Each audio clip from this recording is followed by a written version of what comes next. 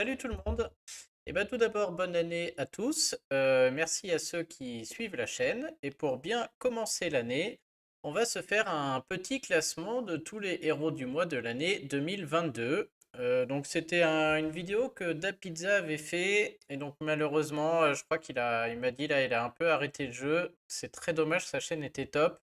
Et donc je me permets de lui piquer l'idée, en tout cas j'avais bien aimé. Donc je vais essayer de faire un classement, un top 12, hein, puisqu'il y en a 12, on va essayer de les classer dans l'ordre.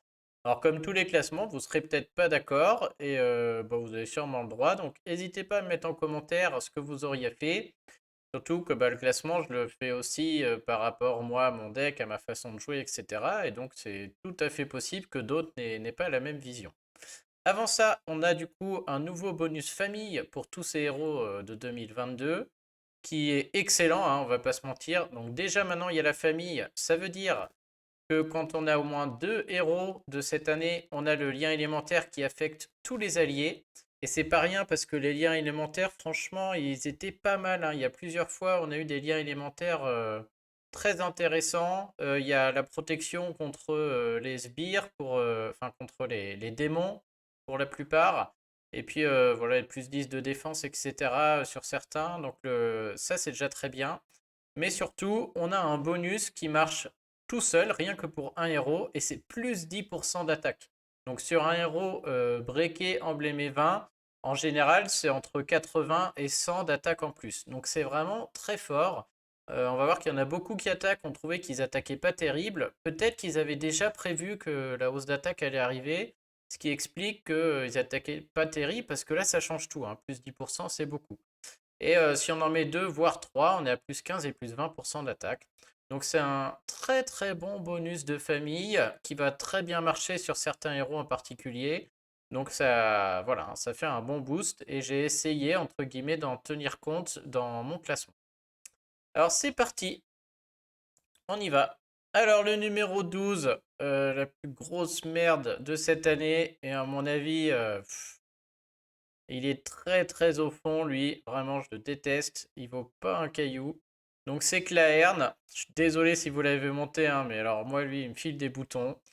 Donc, ok, avec ce nouveau bonus famille, il gagne plus 10% d'attaque et sa CS devient un peu meilleure, hein, de 140. Donc il attaque quand même un peu plus fort. Mais non, hein, moi je suis désolé, on est sur un héros qui est lent, donc qui a priori ne sert qu'en ruée. En bleu, on n'a aucun moyen, je crois, de faire déclencher en 9 tuiles d'élan. La seule solution, c'est de jouer Lord Loki et d'allier copier en face un poulpe ou une Sif, donc c'est très très conditionné. Et lui, même en lent, c'est pas terrible, quoi. Il attaque à 240 sur tout le monde, on a des rapides qui font quasiment ça, quoi. C'est, ouais, ouais. Et en plus, derrière, ça pourrait être pas mal, mais les dégâts d'eau sont ridicules. Et du coup, comme il transforme ses dégâts d'eau en vie, bah, c'est ridicule aussi, parce que ça marche pas, quoi. Le plus 10% de défense, c'est sympa, bien sûr, avec le lien élémentaire, mais c'est un héros lent, voilà. Donc lui, je vois très peu d'utilité. Je suis désolé, il est pas terrible, hein. Donc si vous n'avez que ça fait un héros 5 étoiles qui va tenir le choc par rapport à vos 4 étoiles, si c'est le seul que vous avez, bien sûr, mais sinon, à éviter absolument. Et en bleu, on n'est pas gâté, puisqu'en numéro 11, je mets son copain Balourd juste à côté, là. Qui lui, bah, par la classe, il ressuscite. Encore une fois, c'est le dernier, donc c'est celui qui est le plus résistant parmi tous les héros du mois. Mais sinon, voilà, en moyen, faire 450 à une seule cible, pour après lui mettre des dégâts de bleed, là, de sang ridicule. Non, non, non. Même s'il gagne un peu de vie dessus, le lien élémentaire, bien sûr, est très sympa. Alors, ok, maintenant qu'il a 10% d'attaque en plus, il tape plus fort. Maintenant, ça reste 450 sur une cible, hein, même s'il gagne 80 d'attaque. Ça reste du caca, hein, on va pas se mentir. Donc, le Balure, là, vraiment pas bon. Donc, numéro 11. Ensuite, numéro 10, j'ai été mettre Viscaro. Bon, alors lui, je le connais moins, c'est clair, hein, je le rencontre quasiment jamais. C'est assez facile de le comparer parce qu'il est lent, donc à son copain Claerne, là. Alors ok, lui, pourquoi je l'ai mis devant Claerne? Parce que vous allez me dire, il est lent. Il fait 190% de dégâts à tous les ennemis, quand Claerne fait quand même 240. Claerne a un peu des meilleures stats, hein. Pour autant, Si je devais choisir entre les deux, c'est un peu la peste et le choléra, hein. Mais je trouve quand même Viscaro plus intéressant. Alors d'une part, parce que souvent en GDA ruée, on joue tank violet, avec les Alfric, hein, les Hulda, etc. Et c'est vrai que si vous n'avez aucun héros lent, a priori, bah, autant se monter un Viscaro et ça vous fera un tank un peu plus pénible. Alors qu'un Claerne, vous le montez, c'est a priori que pour la ruée et vous allez sûrement pouvoir, même pas pouvoir le foutre en tank, quoi. Avec Viscaro, si vraiment vous avez rien en violet lent, bon bah au moins voilà, lui il aura le mérite d'être ici. Je trouve qu'il a un autre aspect, c'est que en violet, on a quand même des combos un peu plus facilement atteignables pour faire déclencher un lent en 9 tuiles. On peut bien sûr penser à Xenofold, mais on a aussi le 4 étoiles de la saison 5 qui peut donner 20% de mana, là, Yaotep. Donc je pense sur des decks comme ça un peu moins fournis, il y a peut-être des combos avec Viscaro qui sont un peu plus faciles. Et bah, les dégâts passent à travers les sbires. C'est vrai que maintenant il y a tellement de sbires que c'est sympa. Je trouve aussi que sur de la ruée, le fait de faire des démons est quand même pas mal du tout, hein, puisque on évite les gros soins, etc. Peut-être on peut réussir à gagner une attaque. Je trouve plus facilement avec un Viscao qu'avec un Claerne. Les démons vont être plus impactants que les pauvres dégâts d'eau que l'autre va nous faire là. Le passif est pas mal aussi, donc voilà. Viscaro, on reste sur un héros pas exceptionnel, mais bon, je peux lui trouver un peu plus de qualité qu'un Claerne. Et voilà, si on me filait un deck un peu moins fourni, mais où j'ai un Viscaro, peut-être je trouverais deux trois idées pour l'utiliser, contrairement à Claerne, là où je vois pas une utilisation possible. Donc voilà, numéro 10, Viscaro. Numéro 9, là croyez bien que ça me fait mal, hein. Je suis désolé, mais je mets Sylvaria, c'est-à-dire que je mets un héros vert moyen qui baisse la défense sur 3 ennemis numéro 9 quoi, dans le fond du panier. Mais je crois, j'ai pas le choix, hein. Alors ok, la hausse d'attaque, encore une fois, va la rendre un peu plus forte. Mais on tape pas assez fort, quoi, hein. C'est tout, hein. On est sur un euro. Donc, classe barbare, bon, ça, pas de bol, c'est la vie. Mais franchement, ok, elle baisse la défense à 3, ça c'est exceptionnel. On pourrait penser déjà en titan pour ceux qui n'ont rien. Mais j'ai envie de dire, si vous avez rien en titan, jouez Brienne costume, hein. Vous ferez des bien meilleurs scores. Alors effectivement, si vous jouez des titans sans objet, une Sylvaria serait sûrement plus intéressante. Et donc là, je lui trouve une première utilité, on va dire. Ça, ok. Mais après, en moyen, donc effectivement, faire des combos en moyen en la faisant déclencher en 9 tuiles et en jouant d'autres à côté. Mais pour autant, ouais, je reste pas fan parce que voilà, les dégâts, je trouve, sont vraiment beaucoup trop faibles. 350, là, j'ai un même Balourd, il fait mieux, là, hein. 450, il est à 100 au-dessus, quoi. Arrêtez.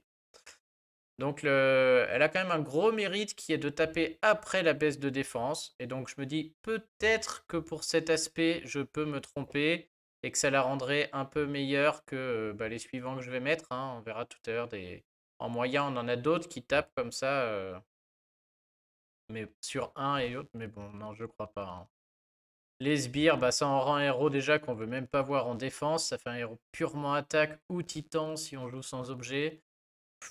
Ouais, vraiment, j'ai du mal à la voir sur le plateau. On la voit nulle part. Moi, je la trouve vraiment pas terrible. Et donc, je la mets en 9.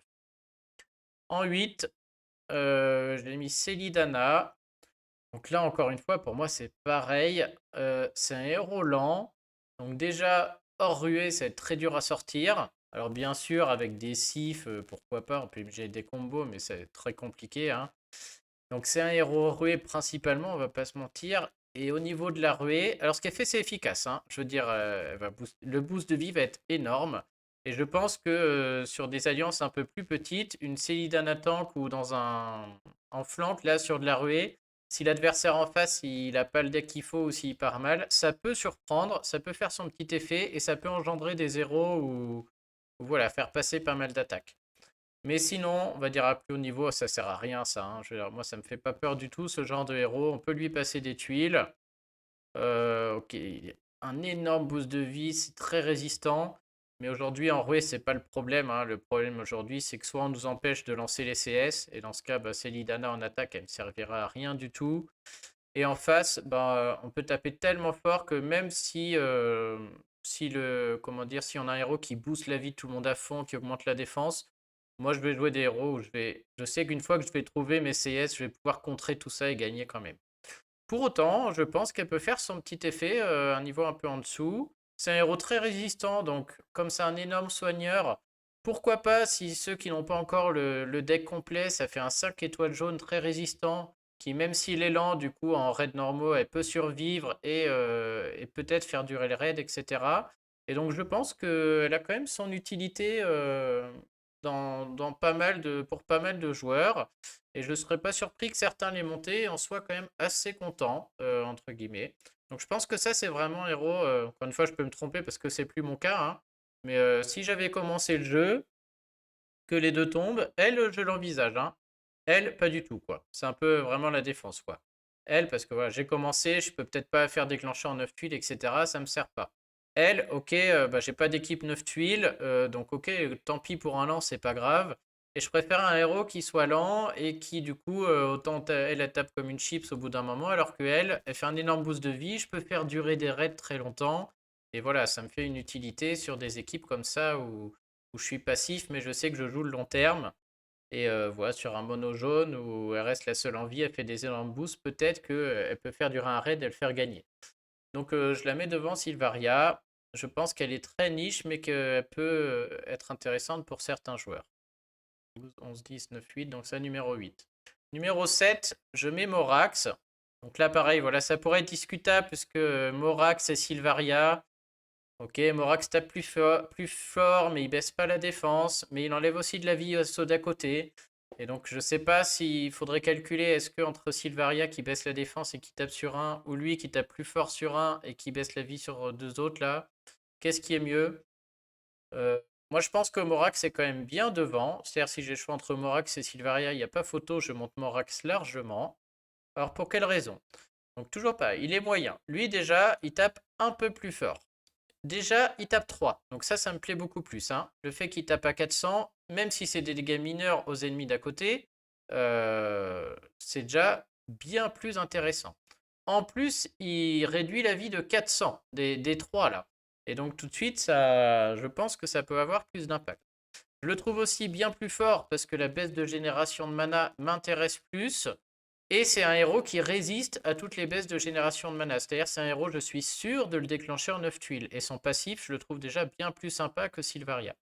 Donc, bref, moi, match entre les deux, je trouve qu'il n'y a pas photo. Je monte un Morax direct. On n'est pas encore sur un héros qui fait rêver. Mais déjà, il a un peu plus d'utilité. En attaque, clairement, on va pouvoir le jouer. Il va être très sympa. Il peut faire gagner des raids.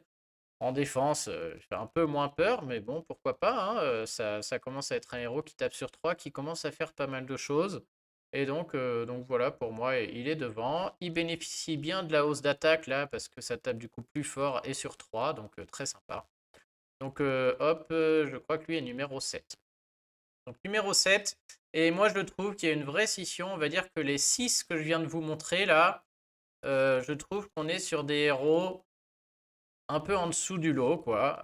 Vraiment pas des très bons héros. Et les 6 à venir, par contre, eux, je les trouve beaucoup mieux, beaucoup plus utilisables. Et donc j'ai vraiment l'impression, enfin, moi c'est mon impression que les 6 que je vais donner, là ils ont des qualités, on peut envisager de les monter, etc. Les 6 d'avant, là, faut vraiment ne pas trop avoir le choix pour y aller, quoi, hein. Alors ensuite, 6, 5, 4. En sixième, j'ai mis Iris. Pareil, là, j'ai beaucoup de mal à la classer parce qu'elle, je ne l'ai pas, je l'ai pas beaucoup rencontré. Il y en a beaucoup qui m'en disent du bien. Et donc, on verra que le numéro 5, c'est Tahir. Franchement, entre les deux, là, j'ai hésité. J'ai pas trop de doutes sur le fait que après elles sont mieux, mais les deux là, je sais pas trop. Donc, Iris, je vais quand même la mettre avant. Donc, c'est un héros rapide. Déjà, ça, on aime bien, hein, qui déclenche en moins de 9 tuiles, voire en 7 tuiles. Donc, tout de suite, en attaque, c'est super. En défense, ça fait beaucoup plus peur.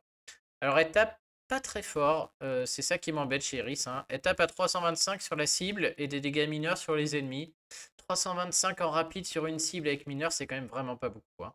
Par contre, ce qu'elle fait derrière, c'est incroyable. Elle enlève les bonus de la cible et des ennemis pendant 3 tours. C'est-à-dire qu'elle les enlève au moment où on lance, puis chaque tour, elle leur enlève tout ça. Et ça, en attaque, ça doit rendre le héros incroyable. Elle doit pouvoir faire plein de choses comme ça. Donc, je pense que c'est un héros qui est très sympa en attaque. En défense, un peu moins, puisque quand on réfléchit bien, bah, on part plutôt avec une équipe qui ne fait pas de buff, hein. On n'y va pas avec du soin au tour par tour, etc. Parce qu'on sait qu'elle peut contrer ça. Et donc, si on part correctement, en défense, ça fait quand même pas très peur. Elle tape pas fort. On n'est plus embêté par le dispel buff si on la joue à peu près correctement. Et du coup, je trouve qu'en défense, ça fait moins peur. Mais c'est quand même un héros rapide qui tape 3, qui doit contrer pas mal d'équipes comme ça si on la joue contre la bonne équipe, hein, avec son dispel de chaque tour là.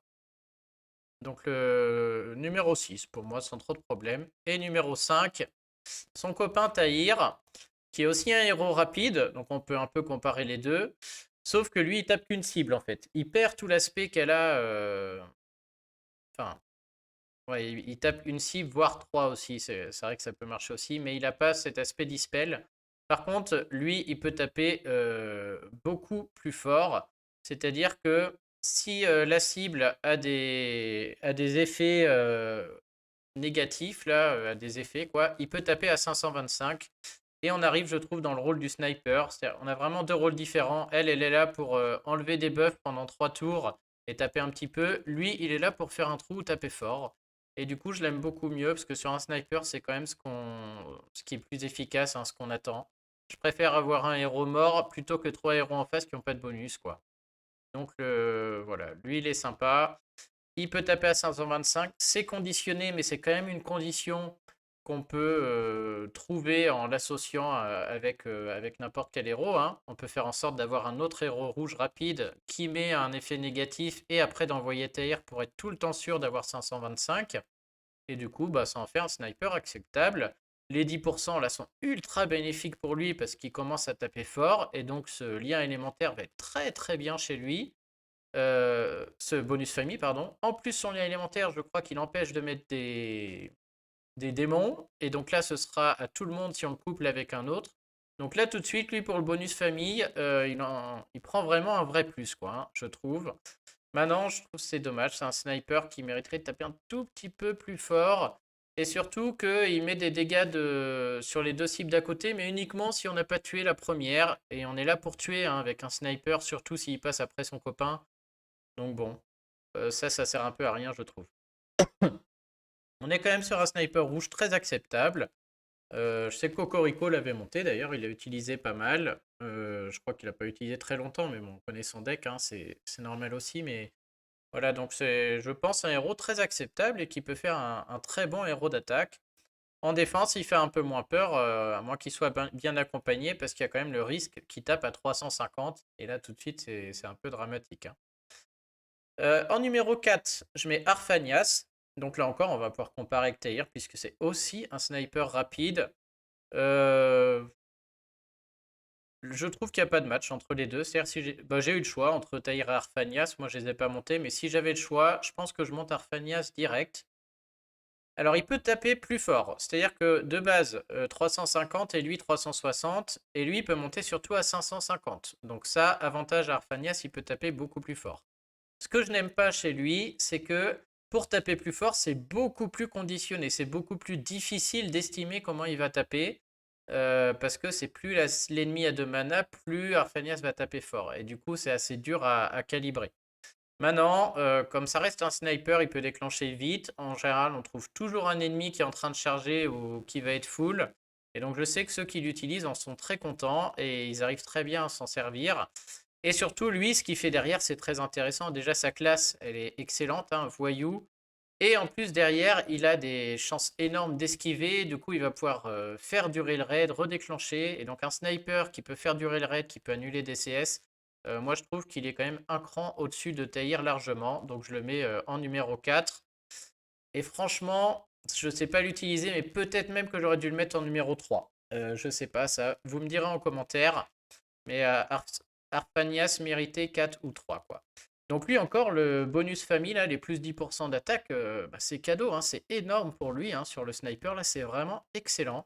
Et son lien élémentaire, je crois, rajoute de la défense. En plus, il esquive, donc s'il met ça à tout le monde, c'est pas rien, hein, plus 10% de défense à tout le monde si on l'associe avec un autre. Donc très très bon héros, lui aussi. Et je pense devant Tahir. Troisième, j'ai mis Zagrog. Donc vous me direz pareil sur ce match-là, j'hésite. J'ai mis Zagrog parce que bah, moi je l'ai, je le connais et je l'apprécie beaucoup, mais c'est peut-être voilà, c'est peut-être une erreur.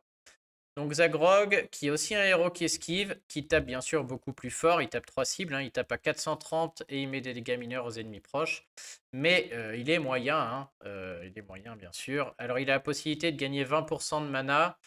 On va pas se mentir, c'est très rare, hein. Pour moi, j'ai utilisé beaucoup. C'est un héros moyen qui déclenche la première salve de toute manière en 9 tuiles. Et il est là pour faire un trou, donc en général, quand il a déclenché, c'est fini. Je le mets quand même devant Arfanias pour plusieurs raisons.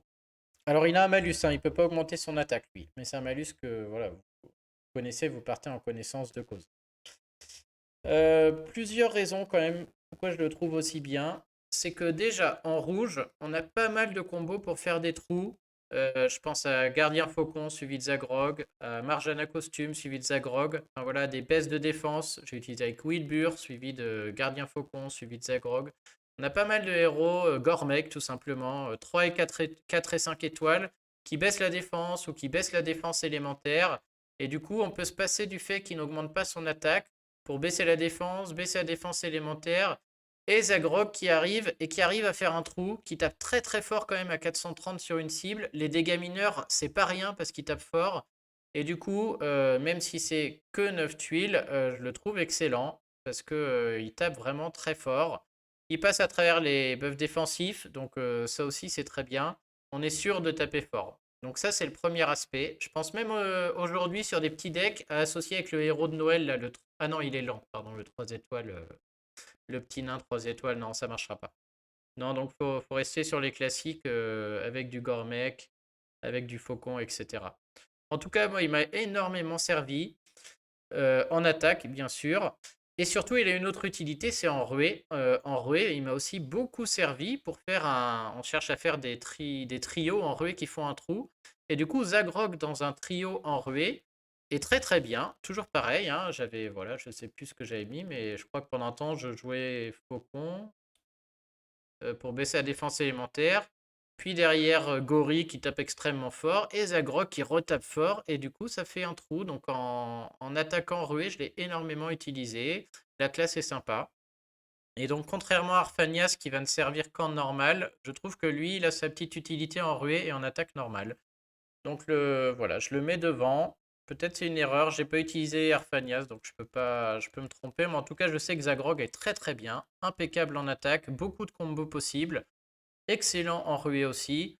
Et après, bien sûr, bah, en défense, tout de suite un peu moins bon, hein, et en titan, aucune utilité. Donc Zagrog numéro 3. Numéro 2, qu'est-ce qu'il fout là, lui? Pas du tout. Numéro 2, Grace. Lui, il va effacer tout le monde, lui. Grace numéro 2. Alors Grace, bah, qui est un héros rapide, vert, qui tape sur 3 cibles. Alors elle tape à 285, on a mieux, sauf que maintenant elle prend plus 10% d'attaque et elle tape 3 cibles, elle les tape à pleine puissance. Et donc tout de suite, le lien élémentaire chez elle, le bonus famille chez elle devient incroyable. En plus, son lien élémentaire lui permet d'immuniser tout le monde contre les démons, notamment si vous la jouez avec un autre héros 2022. Et là, tout de suite, attention, en rapide, immuniser tout le monde contre les démons, ça devient aussi très très fort. Bien sûr, aussi, elle empêche le provoquer, ce qui peut être bien contre des Krampus, etc. Mais je trouve ce qui est vraiment fort là, c'est ce nouveau bonus famille. Donc elle, limite, je l'aurais mis cinquième. Du fait du bonus famille, je trouve que c'est plus efficace sur elle, parce que comme étape 3, hein, je dirais, en tout, elle fait 285 x 3 si vous voulez, et Arfanias fait 500 sur 1, donc 285 sur 3, c'est meilleur, et elle bénéficie plus de cette hausse d'attaque. Donc du coup, tout de suite, là, j'ai un peu hésité, mais pas beaucoup. Je pense qu'elle rentre en numéro 2. En vert aussi, on a plein de combos comme ça, avec des gens qui peuvent baisser la défense, des frics, des Almur, en rapide, on en a plein. La verte, là, de la saison 5. Éventuellement, ensuite, on baisse la défense élémentaire, des Almur, par exemple, en rapide. Et derrière Grace qui vient taper. Maintenant qu'elle a ses 10% de plus d'attaque, là, je pense qu'elle tape très fort. Je sais que Subarix il calcule très bien ça là et qu'il a un fichier. J'aimerais bien savoir dans son fichier où se situe Grace maintenant avec ce plus 10% d'attaque, voire plus 15% si on l'aligne avec un autre héros 2022. où est-ce qu'elle se situe, Grace, par rapport à une quenelle, ce genre de choses-là. Avec plus 15%, je pense qu'elle est vraiment pas loin, hein. Je serais curieux de savoir. Et donc, bah, moi, je l'envisage de plus en plus, hein. Je l'avais bloqué à 3,70. Maintenant qu'elle vient de prendre ce buff là, je l'envisage beaucoup. Puis il faudrait l'aligner avec un autre héros, mais un trio vert comme ça pour faire un trou. On peut tout à fait jouer en 3-1-1 ou en 3-2 avec les 1 ou les 2 qui protègent. On a vu ça dans les vidéos. Et mettre, si on l'a, la numéro 1, à savoir Kara, qui se suffit à elle seule, toute seule par exemple. Et du coup, on aura un excellent duo, c'est pour ça que j'hésite, hein, puisque Grace qui ferait un trio en attaque, Kara qui viendrait là pour protéger, et plus 15% d'attaque pour ces dames, et le lien élémentaire de Grace pour tout le monde, et celui de Kara qui est différent pour tout le monde éventuellement. Et tout ça marcherait très très bien ensemble, je pense. Donc je vais peut-être la monter là, j'y réfléchis très sérieusement. En tout cas, excellent héros d'attaque.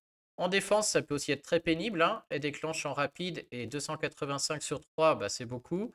Maintenant, elle risque de taper que 2 aussi, hein.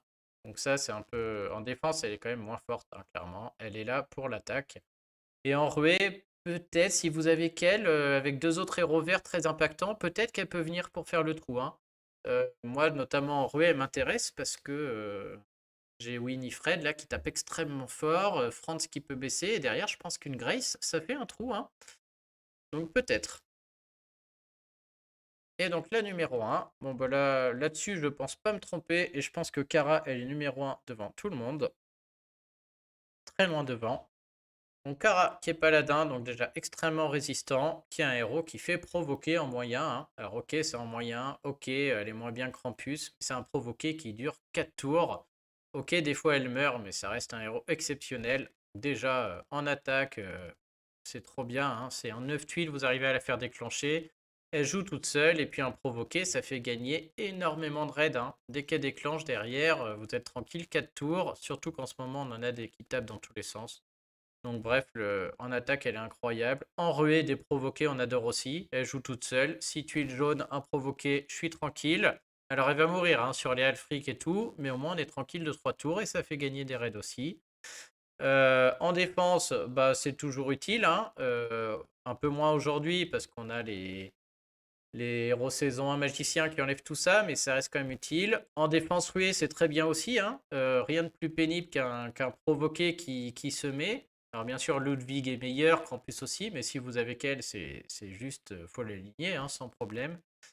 Et en plus de ça, elle peut faire le boulot en titan parce qu'elle augmente l'attaque. Donc déjà, augmenter l'attaque en défense et en attaque en raid ou en ruée, ça peut faire la diff. En titan, si vous n'avez pas de hausse d'attaque, elle peut être très bien aussi.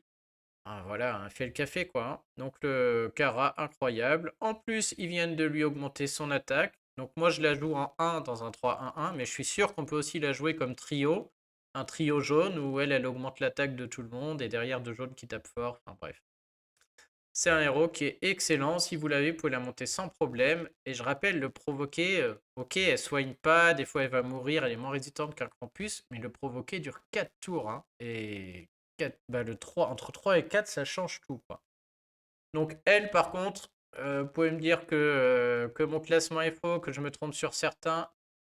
À mon avis, c'est tout à fait possible. Par contre, elle, vous pouvez me dire qu'elle va pas en numéro 1, mais alors là, ça, je veux pas l'entendre. Je pense qu'elle est quand même largement devant tout le monde. Elle sert sur plein de tableaux. C'était vraiment le héros, je pense, de l'année 2022 à choper et à monter. Bon, bah sur ce, les amis, dites-moi ce que vous en pensez. Et puis, vous l'avez aperçu, je vais vous faire l'analyse bien sûr, de lui là. Je vais prendre le temps parce que il y a beaucoup de combos à faire avec son gain de mana. J'ai envie de les calculer avant pour faire la vidéo claire. Et j'aimerais limite le choper et le monter avant de vous faire sa vidéo d'analyse. Donc voilà, vous pouvez il est le meilleur, il a l'air excellent, il n'y a pas photo. Mais voilà, je vais peut-être traîner 2-3 jours avant de vous faire l'analyse parce que je pense que lui, il mérite d'une part que j'y réfléchisse avant, et voire même que j'utilise si je peux.